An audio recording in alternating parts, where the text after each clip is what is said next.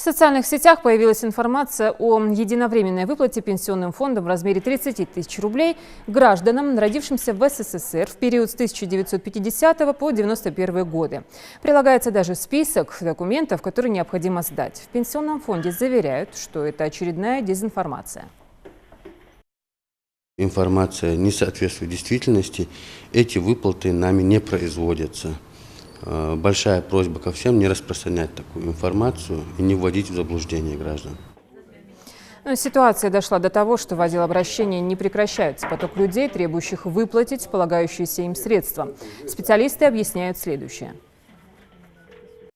На телефон горячей линии поступают очень участились звонки по поводу единовременной выплаты в размере 30 тысяч. Горячая линия буквально обрывается этими звонками. Но мы всем даем информацию и консультацию о том, что нет, ни закона нету, ни указа нету, никаких нормативных актов нету о выдаче единовременной выплаты 30 тысяч. Никаких документов по этому поводу мы не принимаем.